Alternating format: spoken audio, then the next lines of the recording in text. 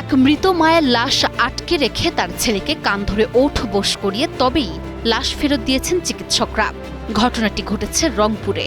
স্বজনদের দাবি, সময় মতো অক্সিজেন না পেয়ে রোগী মারা গেছেন। অন্যদিকে চিকিৎসকদের অভিযোগ, মৃত্যুর পর তাদের উপর হামলা চালানো হয়েছে। এই ঘটনার জেরে দীর্ঘ 11 ঘণ্টা লাশ আটকে রাখার পর পরিচালকের কার্যালয়ে ডেকে নিয়ে মৃতের শোকাগ্রস্ত ছেলেকে কান ধরে ওঠবোস করানো হয় এবং তারপর দেয়া হয় মায়ের লাশ। এই ঘটনার একটি ভিডিও সামাজিক যোগাযোগ মাধ্যমে ভাইরাল হলে তীব্র ক্ষোভ ছড়িয়ে পড়ে সামাজিক যোগাযোগ মাধ্যম থেকে শুরু করে স্থানীয়দের মাঝে।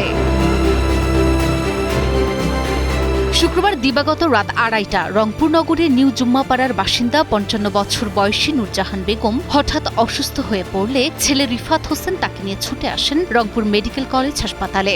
স্বজনদের অভিযোগ, মুমূর্ষু মায়ের জন্য বারবার অক্সিজেনের আকুতি জানালেও চিকিৎসকরা ব্যস্ত ছিলেন ভর্তি প্রক্রিয়া নিয়ে। চিকিৎসায় অবহেলা আর অক্সিজেনের অভাবেই ভোর 4টার দিকে মৃত্যুর কোলে ঢলে পড়েন নূরজাহান বেগম।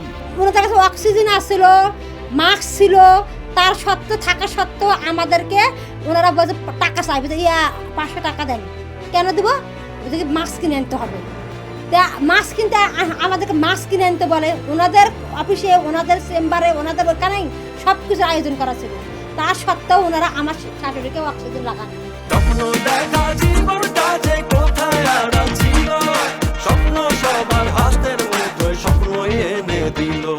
আমার মুখে মাস্ক দেন, মাস্ক দেন, মাস্কটা ওনারা লাগায় নাই। না লাগার কারণে চোখের সামনে ছটপট করে মারা গেছে। আসিয়ে মহিলা মানুষ, তাদেরকেও ওরা দেখতে দেয় নাই, লাশটাকেও দেখতে দেয় নাই, এরকম করে লাশ পড়েই আছে। মায়ের এমন আকস্মিক মৃত্যুতে ক্ষুব্ধ ও শোকার্ত ছেলে রিফাত কার্ডিওলজি বিভাগের কর্তব্যরত সহকারী রেজিস্ট্রার ডাক্তার রাকিবুল হাসান এবং ইন্টার্ন চিকিৎসক নাইম ও রাকিবের উপর চড়াও হন। শুরু হয় হাতাহাতি, আর এরই প্রতিবাদে রণক্ষেত্রে পরিণত হয় হাসপাতাল। ভোর থেকেই ইন্টার্ন চিকিৎসকরা মর্গের সামনে অবস্থান নিয়ে ঘোষণা দেন, মৃতের ছেলেকে গ্রেপ্তার না করা পর্যন্ত লাশ দেয়া হবে না। দুপুর 12:15টায় জরুরি বিভাগে তালা ঝুলিয়ে 3 ঘণ্টা কর্মবিরতি পালন করেন তারা। ব্যাহত হয় চিকিৎসা সেবা, ভোগান্তিতে পড়েন শত শত রোগী। স্বজনরা কয়েক দফায় লাশ নিতে এসে ব্যর্থ হন। অবশেষে মৃত্যুর দীর্ঘ 11 ঘণ্টা পর চিকিৎসকদের শর্ত মেনে বিকেল 3টায় হাসপাতালে আসেন মৃতের ছেলে রিফাত।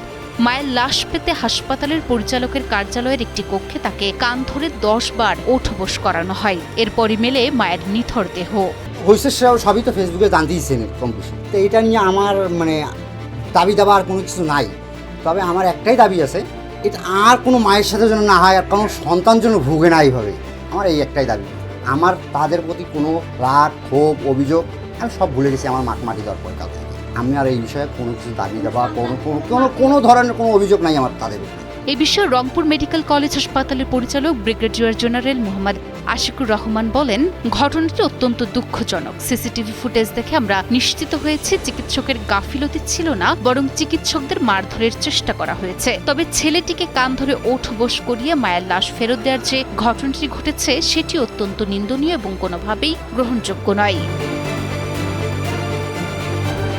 চিকিৎসায় অবহেলার অভিযোগ কিংবা চিকিৎসকদের উপর চড়াও হওয়া কোনোটি যেমন কাম্য নয়, তেমনি মায়ের লাশ জিম্মি করে সন্তানকে কান ধরে ওঠবোস করানোর এই দৃশ্য চিকিৎসকদের পেশাগত নৈতিকতাকে এক বড় প্রশ্নের মুখে দাঁড় করিয়েছে। স্থানীয় মানুষ ও সাধারণ নাগরিকরা এই ঘটনার সুষ্ঠু তদন্ত ও জড়িতদের দৃষ্টান্তমূলক শাস্তি দাবি করছেন।